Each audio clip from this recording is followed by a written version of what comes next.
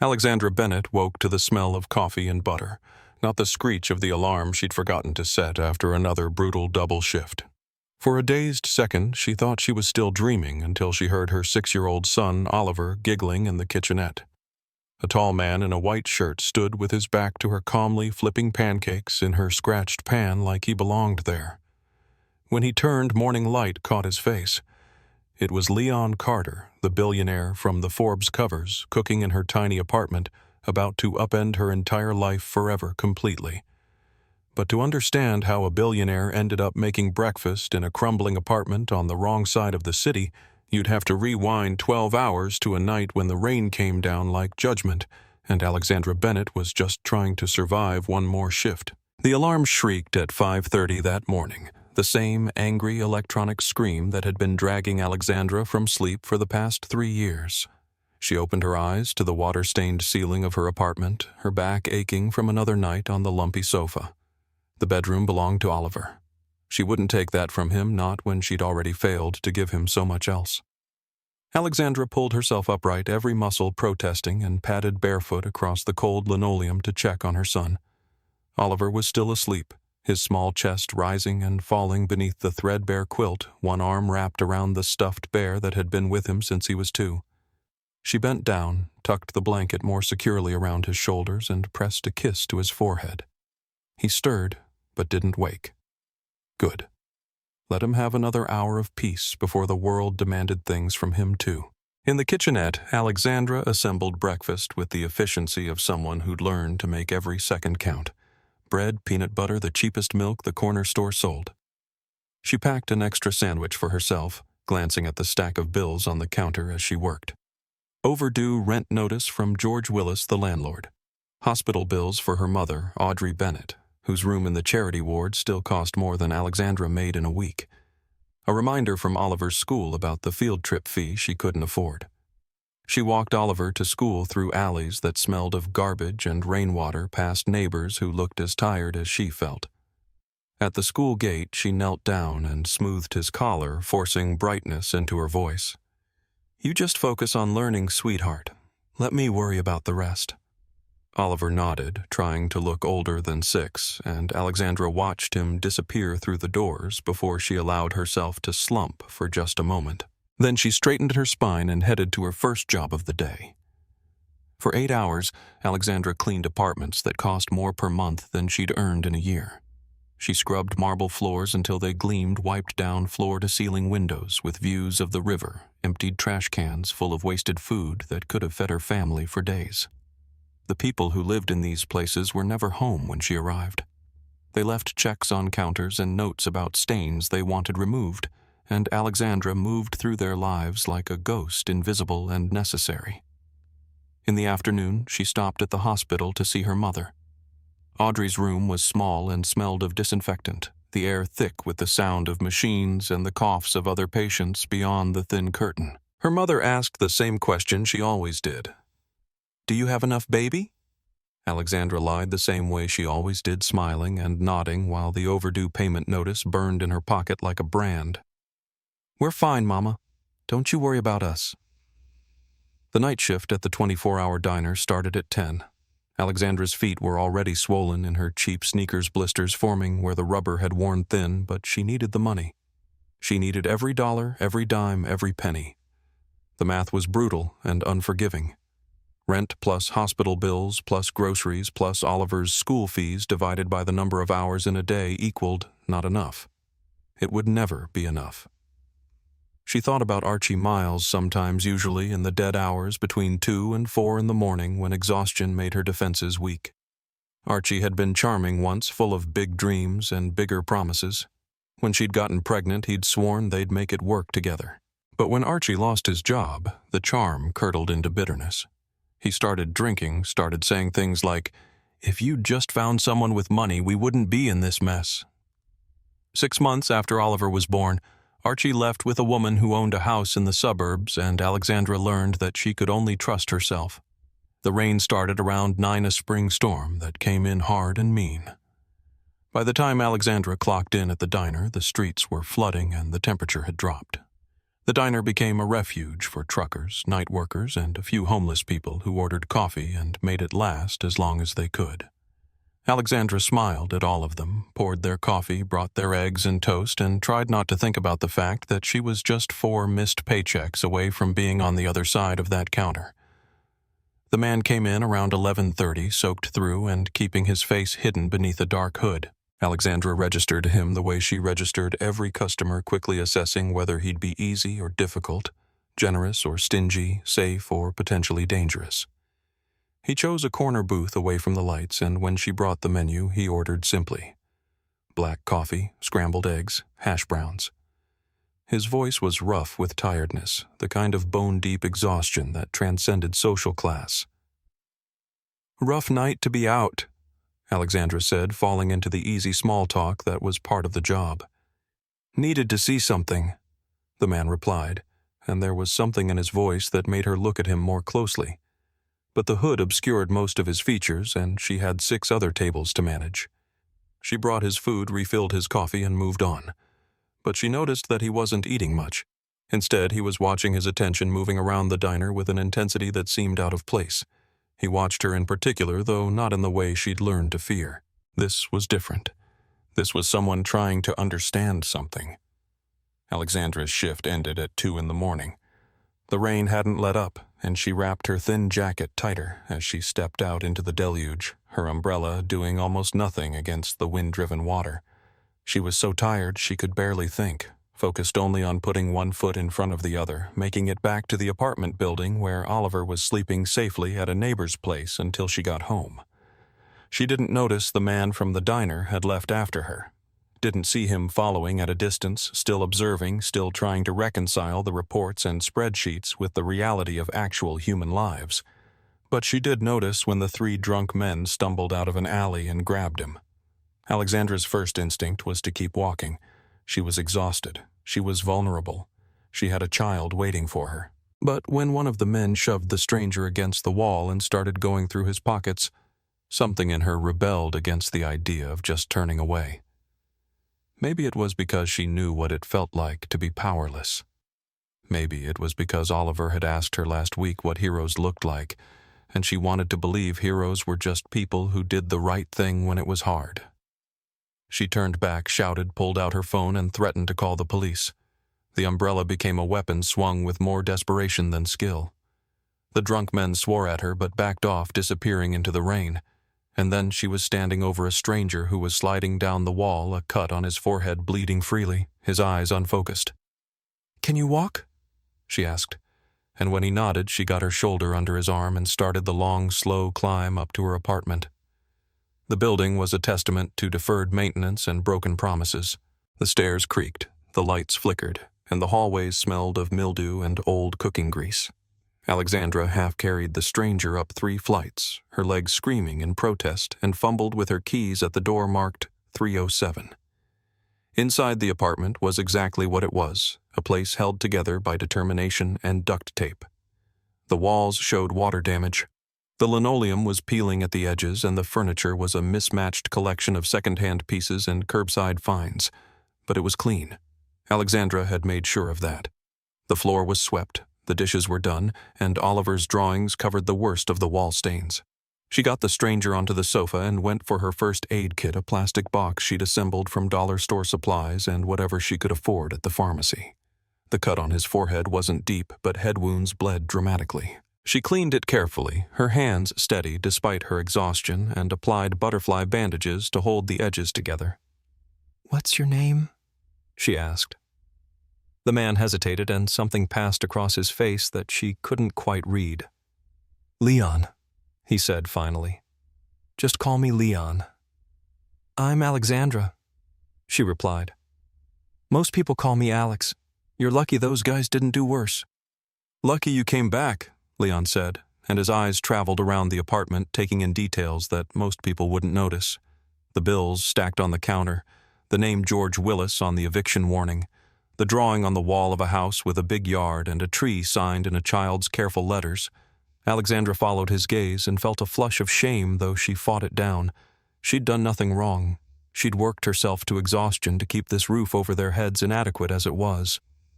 My son, she said quietly. That's his dream house. Leon looked at the drawing for a long moment, and something shifted in his expression. But before he could respond, a small voice came from the bedroom doorway. Mama! Oliver stood there in his pajamas, clutching his stuffed bear, his eyes wide at the sight of a stranger on their sofa. Alexandra hurried over, dropping to her knees beside him. It's okay, baby. This man got hurt and Mama's helping him. He's going to leave in the morning. Oliver looked from his mother to the stranger and back again, processing this with the seriousness of a child who'd learned early that the world could be dangerous. Is he a bad man? No, sweetheart. He's just someone who needed help. Leon watched this exchange, and if Alexandra had known to look, she might have seen the way his jaw tightened, the way his hands clenched slightly before deliberately relaxing. She might have recognized guilt, but she was too tired to notice, so she just tucked Oliver back into bed, laid out a thin blanket for Leon on the sofa, and retreated to her makeshift bed on the floor near Oliver's door.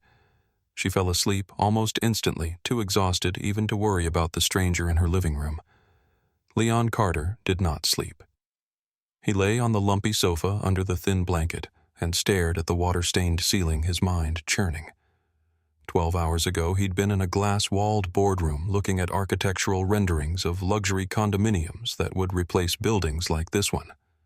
Clinton Knox, his vice president, had presented the numbers with the cold precision of someone who'd never missed a meal in his life. Profit margins in the double digits. Return on investment within 18 months. Stock prices projected to soar.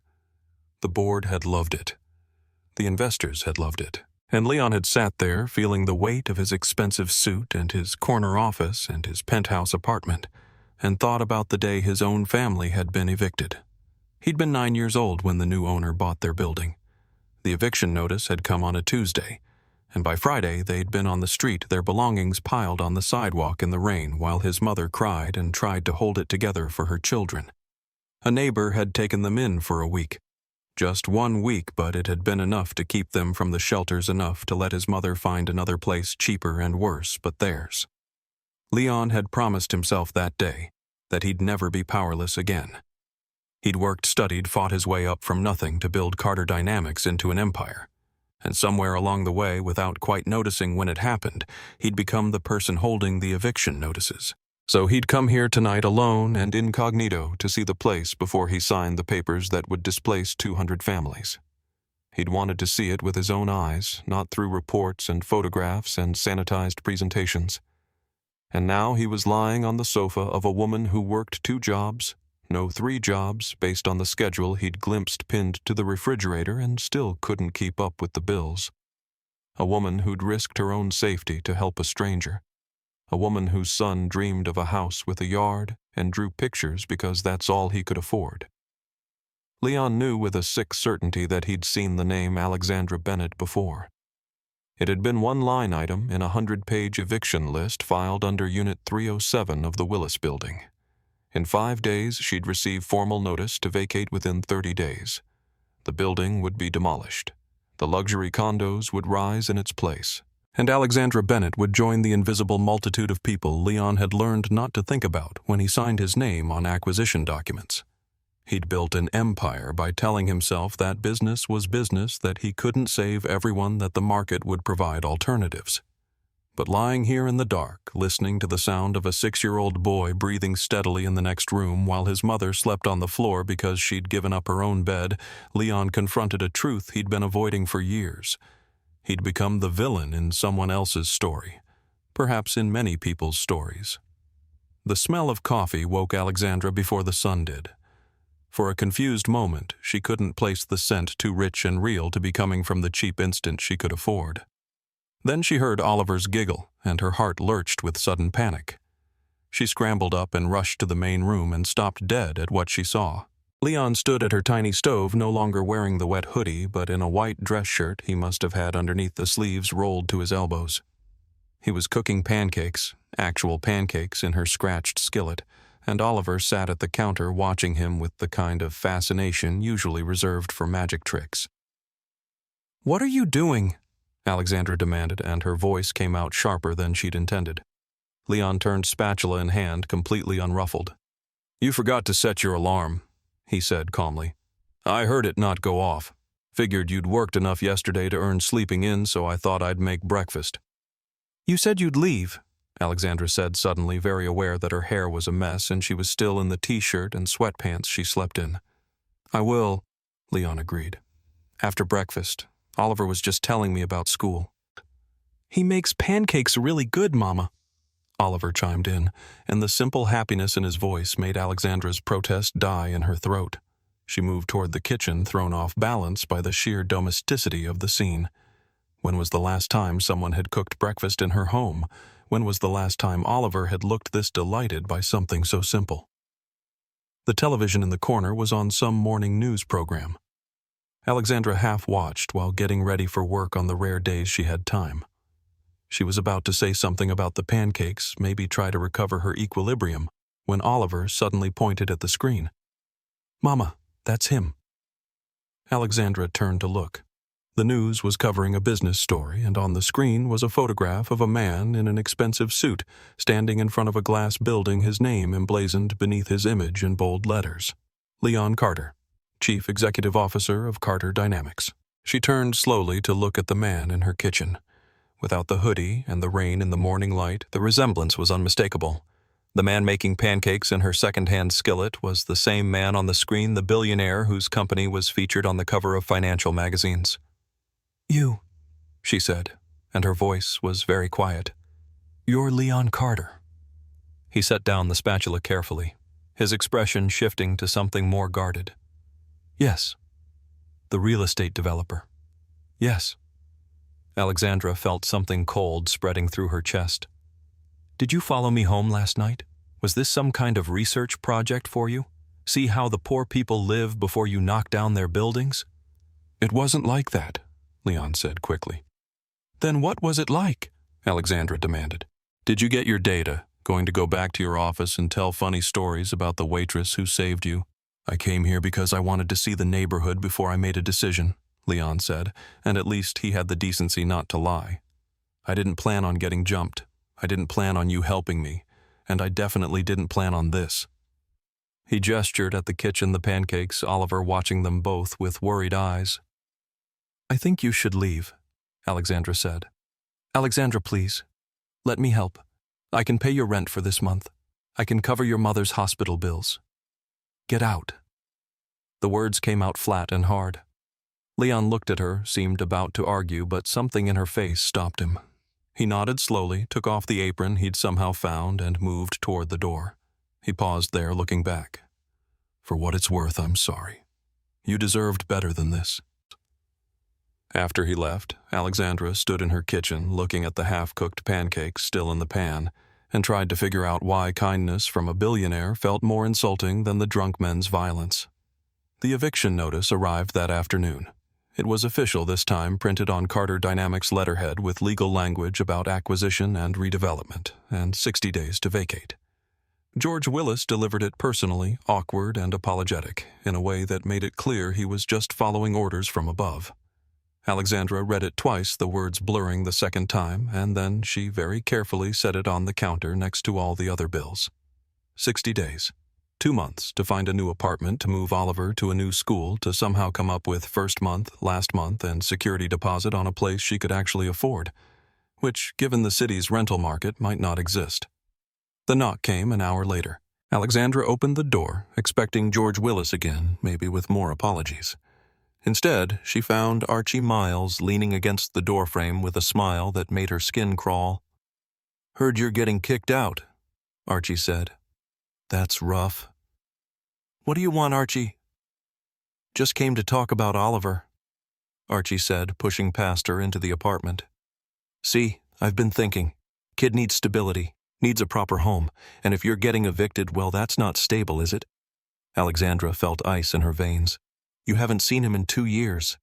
"Yeah, well, I'm thinking it's time I stepped up. Got a lawyer and everything, going to petition for custody. Judge is going to take one look at this place, at your work schedule, at the fact that you're about to be homeless, and they're going to give him to me." "You don't want him," Alexandra said. "You just want something from me." Archie's smile widened. "See, now you're getting it. Thing is, legal battles are expensive, but if you and me could come to some kind of arrangement, maybe I could reconsider. Get out of my house. It's not your house, though, is it? Not for long. Think about it, Alex. Think about what's best for Oliver. He left, and Alexandra closed the door behind him, leaned against it, and allowed herself exactly 60 seconds to panic.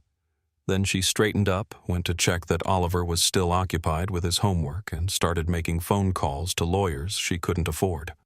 The social worker came 2 days later. Amanda Price was young, overworked, and genuinely sympathetic, which somehow made it worse. She looked at the apartment with professional eyes, noted the water damage, the unsafe balcony railing, the heating that barely worked, and made notes in her file. "I'm not trying to be difficult," Amanda said gently, "but I have to document these things. And with the eviction notice with Mr. Miles filing for custody, the court is going to look at whether this environment is suitable." "I'm doing everything I can," Alexandra said, and hated how defensive she sounded. "I know," Amanda said. "I can see that. But the system doesn't always care about how hard you're trying. It cares about measurable outcomes, stable housing, regular income, safe living conditions." After Amanda left, Alexandra sat in the dark apartment and looked at Oliver sleeping, his small hand curled around his bear, and wondered if the hardest thing a mother could do was admit that maybe her best wasn't good enough. While Alexandra's world was crumbling, Leon Carter was fighting his own battle. The board meeting started at 8 in the morning, all polished wood and leather chairs and people who measured their worth by the size of their investment portfolios. Clinton Knox presented the Willis Building acquisition as a fait accompli, showing projected returns and market analyses that made the demolition sound not just profitable, but inevitable. "We need to postpone," Leon said when Clinton finished. The room went quiet. Clinton's smile didn't waver, but his eyes hardened.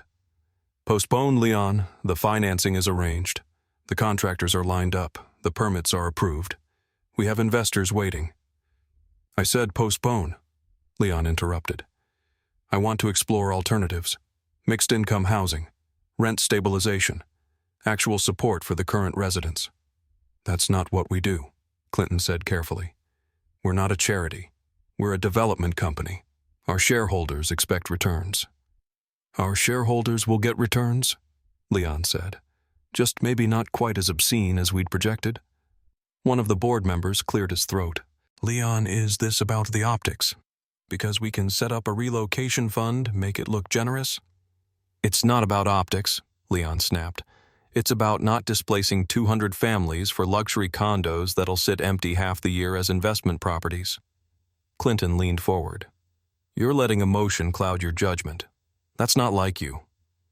"Maybe it should have been," Leon said. The meeting devolved from there.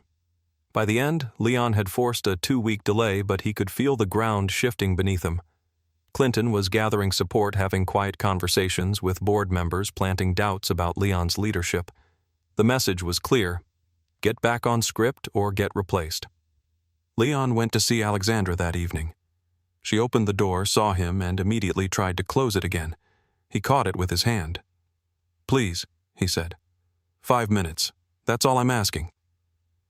"I don't want your charity," Alexandra said. "It's not charity.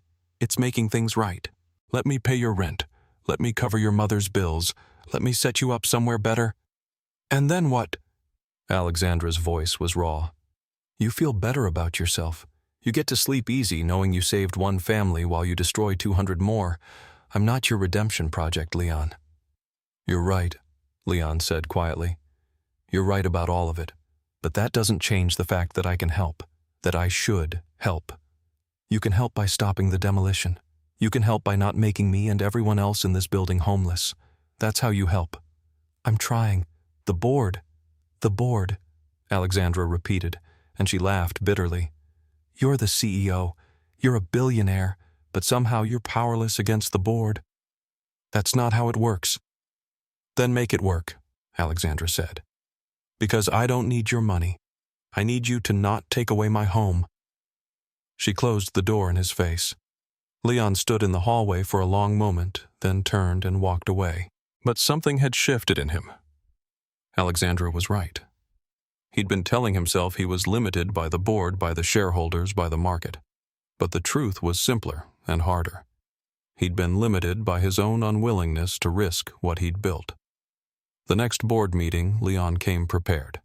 He'd spent 2 weeks working with accountants and lawyers constructing an alternative plan. Carter Dynamics would still acquire the Willis building, but instead of demolition, they'd renovate, create a community trust, offer long-term leases at controlled rates, use his personal fortune to offset the reduced profit margins. Clinton's face went red as Leon presented. "This is financial suicide. The margins are half what we projected. Investors will flee." "Then let them," Leon said calmly. "We'll find investors who care about sustainable development, and if we can't, I'll buy them out myself." "You're willing to tank your own company for this?" one board member asked incredulously. "I'm willing to make sure my company isn't the reason children draw pictures of houses they'll never have," Leon said. "We can do better. We should do better. And if that means lower returns, then frankly I'm okay sleeping a little less rich and a lot less guilty." The vote was close. Too close. Clinton didn't win, but he didn't lose either. They agreed to another study, another delay, more analysis. It wasn't the victory Leon wanted, but it was something. That night, the hit pieces started appearing online. Anonymous sources claiming Leon Carter had a secret relationship with a tenant. Photos of him entering Alexandra's building. Insinuations about special treatment and improper influence. Clinton's fingerprints were all over it, even if his name never appeared. Alexandra saw the articles when she got to work the next morning. Her phone was full of messages from neighbors, some concerned, some accusatory. The diner manager took her aside and asked if she needed time off until things blew over. Oliver came home from school crying because other kids were teasing him about his mom and the rich man. Archie's lawyer filed an emergency motion citing the scandal as evidence of unstable home environment. Through it all, Alexandra said nothing. She went to work, came home, helped Oliver with homework, and tried to pretend the world wasn't collapsing around her ears. When Leon tried to call, she blocked his number. When reporters showed up at the diner, she refused to comment. She'd survived worse than gossip. She'd survived this. But then came the notice about the community meeting. Carter Dynamics was hosting a town hall at City Hall to discuss the Willis Building project. All residents were invited. The notice emphasized that this was an opportunity for community input, though Alexandra suspected it was really damage control. Show up, pretend to listen, then do what they'd planned all along. She almost didn't go. But the alternative was sitting home feeling powerless, and Alexandra had hit her limit on powerlessness. The meeting room was packed. Angry residents filled the seats, their voices overlapping as they shouted questions before the thing even started. Leon stood at the front with Clinton Knox beside him, and Alexandra took a seat in the back, arms crossed, ready to watch this man try to explain why profit mattered more than people. Leon started talking, and to his credit, he didn't hide behind corporate language. He explained the acquisition, the original plans, and then the changes he was proposing. Community trust, rent stabilization, long-term leases, real support, not just relocation checks designed to make the problem disappear. The crowd was skeptical, hostile. Someone shouted, "Why should we trust you?" And others took up the call. Why trust a developer? Why trust a billionaire? Why trust anyone who'd built an empire on the backs of people like them? Clinton stood up smooth and confident. "Ladies and gentlemen, I understand your concerns. But let's be realistic. The Willis building is falling apart. Without this development, it'll be condemned anyway. At least this way there's support, there's a plan. There's profit," someone yelled. "That's all you care about." The meeting was degenerating into chaos. Leon tried to restore order, but the trust was gone. Years of being ignored and dismissed couldn't be fixed with one presentation and some pretty renderings. Alexandra found herself standing up. She didn't plan it. One moment she was sitting watching this disaster unfold, and the next she was on her feet and walking toward the front. The room gradually quieted as people noticed her, recognized her from the photos online. Leon saw her coming, and something flickered across his face. Hope, maybe, or fear. Alexandra took the microphone from the moderator's hand and turned to face the crowd. Her hands were shaking, but her voice came out steady. My name is Alexandra Bennett. I live in Unit 307 of the Willis Building. And yes, I'm the woman from the articles, so let's just get that out of the way." She could feel hundreds of eyes on her, could feel her heart pounding so hard she thought it might burst. But Oliver was with the neighbor tonight, and if she was going to lose everything, she was going to lose it telling the truth. "A few weeks ago, I was finishing the night shift at my job. It was raining. I was tired, and I saw 3 men attacking someone in an alley." She gestured at Leon. "Him. I didn't know who he was. I just knew someone needed help, so I helped. I took him back to my apartment, bandaged his head, and gave him my sofa for the night. In the morning, I woke up to the smell of breakfast. He was cooking pancakes in my kitchen. And my 6-year-old son, was so happy because someone was making him pancakes. Do you know how long it's been since someone made my son pancakes?" Her voice cracked, but she pushed on. "Then I saw the news, and I realized the man making pancakes was the CEO of the company that was about to make us homeless. I was angry. I felt betrayed. I threw him out and told him I never wanted to see him again." Alexandra looked at Leon, now really looked at him. "And you know what, I'm still angry. I'm still not sure I can trust you. Because I've been let down by every man who promised to help me, and I've learned that the only person I can count on is myself." She turned back to the crowd. "But here's the thing. I've been watching the articles, the rumors, all of it. And I've also been watching what he's been doing. Fighting his own board, risking his position, actually trying to change things, not just throwing money at the problem and walking away. I don't know if his plan will work. I don't know if any of this will work. But I know that if we don't at least try to work with someone who's actually listening, then we've already lost. So I'm going to give him a chance. Not because I trust him, not because he made my kid pancakes one time, but because the alternative is giving up, and I'm tired of giving up." She handed the microphone back and walked out of the room before anyone could respond. Her legs were shaking so hard she could barely make it to the parking lot. She leaned against the building, gulping air, trying to process what she'd just done. She'd stood in front of her entire community and defended a billionaire. She'd made herself vulnerable. She'd taken a leap of faith that could end with her hitting the ground hard. The meeting continued inside, but something had shifted. Alexandra's testimony, raw, honest, unglamorous, had cut through the posturing. The crowd was still skeptical, but they were listening now, listening in a way they hadn't before. In the end, the vote was to give Leon's plan 3 months to prove itself. 3 months to set up the community trust, to begin renovations, to show that he meant what he said. It wasn't everything, but it was something. Leon found Alexandra in the parking lot an hour later. She was still leaning against the building, still trying to decide if she'd just done the bravest or stupidest thing of her life. "You didn't have to do that," he said quietly. "I know," Alexandra replied. "I'm still deciding if I should have." "I won't let you down," Leon said. "I swear I won't let you down." Alexandra looked at him, this billionaire who'd stumbled into her life and upended everything. "The thing is, Leon, you already did let me down. You let all of us down when you built a company that cared more about profit than people. So don't make promises you can't keep. Just do better. Starting now." Leon nodded slowly. Starting now. 3 months later, the Willis Building was still standing. The community trust was operational. Renovations had begun on the most urgent repairs: the roof, the heating, the dangerous balconies. Rent increases were capped at 3% annually. Residents had representation on the trust board. Clinton Knox had resigned after an internal investigation revealed he'd been the source of the leaked photos and articles. Some of the more profit-focused board members had left too, replaced by investors who believed development could be profitable and ethical. It wasn't perfect. The building still had problems. Some residents still didn't trust Leon, and Alexandra couldn't blame them. Trust took time.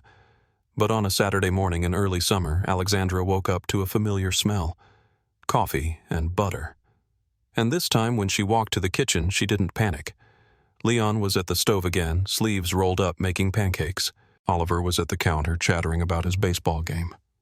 The apartment had been repaired, the walls patched, the windows replaced, the floors fixed. It would never be a mansion, but it was warm and dry and safe, and it was theirs for as long as they wanted it. You know I'm still not used to having a billionaire in my kitchen, Alexandra said, leaning against the doorframe. Leon turned, spatula in hand, and smiled. I'm just a man who got lucky enough to make pancakes for the two most important people in his life. He makes them better than you, Mama, Oliver announced, and they both laughed. Alexandra moved into the kitchen, stood beside Leon at the stove, and for the first time in years, allowed herself to imagine something bigger than survival. Maybe Oliver could have that house with the yard one day. Maybe they could build something real, the three of them. Maybe redemption wasn't about grand gestures, but about showing up day after day and doing the work. The pancakes were burning slightly at the edges, but neither of them moved to flip them. They just stood there in the kitchen of an apartment that wasn't fancy but was home, and let themselves believe in second chances. Outside, the city hummed with its usual chaos. People were still struggling, still fighting, still dreaming of better lives. But in one small apartment in the Willis building, a woman who'd learned to trust only herself was learning to trust again, and a billionaire who'd lost his way was finding it in the last place he'd expected. The pancakes did eventually burn. Oliver laughed and declared he'd have cereal instead, and as Alexandra watched her son and the man who'd stumbled into their lives arguing about breakfast options, she realized that sometimes the best endings weren't the neat ones. They were the messy, imperfect, still figuring it out ones, where nobody was entirely sure what came next, but everyone was willing to find out together. That was enough. More than enough, it was everything.